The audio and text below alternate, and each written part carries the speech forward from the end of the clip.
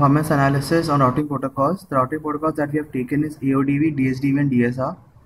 First, we see the .tsl file, that is the main assimilation file, which help us to assimilate the AODV and the other routing protocols. First, we go to the home folder and select a TCL file. Here we can see this part is the general operations part.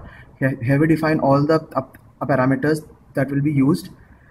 Next is the opening of the assimilator, the naam trace file, the trace file that will keep all the data of the simulation, the graphical the base, that is 500 to 500, and these are for opening and closing the trace files and all the other files, naam trace. This is the node configuration. Here we have all the values that we have taken above, and also the energy configuration model. Here we have given the energy model as initial energy is 100, Tx power is 9, Rx power is 0.8, idle power is 0.1, and sense power is 0.0175. And this is now we set the nodes. This is a random generation function to place the nodes.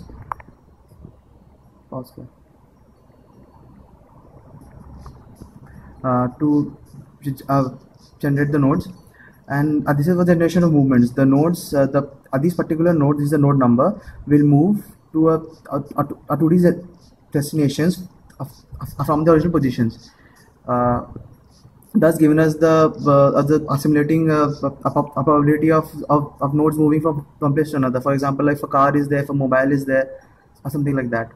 Other than that, what we see is that we have made a TCP and a sink.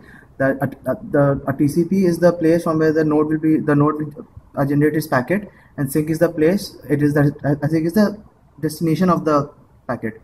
And we have connected the other nodes in synchronization, and this is for the initialization of the packet, and this is for the close. Now we move to the simulation part. We open the terminal, and we go into the directory, which is desktop, and then manets. Here we take the file,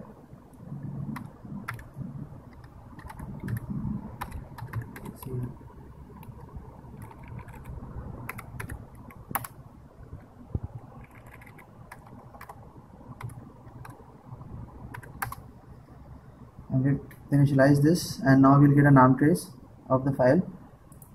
Here you can see the green nodes are the ones that have a full energy now, that is 100 joules.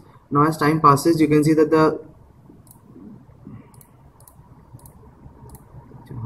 here you can see that the packet is being moved from the destination from the source to its destination, and all the other nodes will play a major role now. As now we can see that the node 18, as you can see that the direction is changing because of the shortest route is now changed. The data is now traveling from 0 to 18 to 7 to 1, and hence this is the simulation. And this is and we go to the end, and now we can see that the energies are decreasing because there is a constant transfer of energy. The energy is being consumed by these nodes. Initially the maximum energy is consumed by 0 and 1, so it is going from green to yellow, that is it is below half mark. And now we can see that the energy here is at this point we can see that these nodes haven't played any part in the transfer, and hence have the maximum energy, while these nodes which have played a role in the transfer of packets now have very low energy at the end of the assimilation.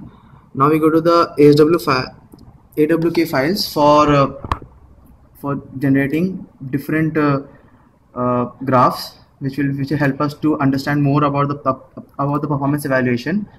The first AWK file we are seeing is the receive graph. Here we have taken the column numbers of the trace file, and for every action R we have incremented the receipt files, which will in turn give us the number of receipt files.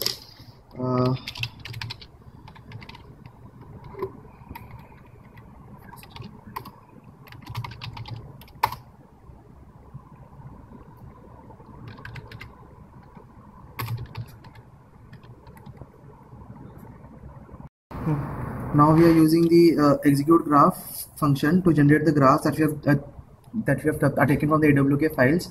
First, we go to the directory of the files.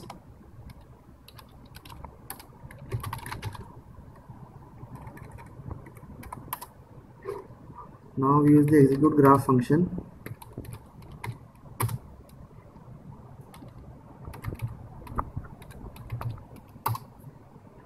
Here you can see that the graph is generated. This is the overall consumption of the energy with initial energy being 100 and the final energy being 0. These 2 points indicate that that these nodes were the ones that did not take part in the node transfer simulation and hence have some energy left, whereas the node 0 and the other nodes that have taken part, the sink and the destination including, have no energy at all, and hence we can see that these graphs help us in evaluating performance, and hence we have taken a graph which we can find here.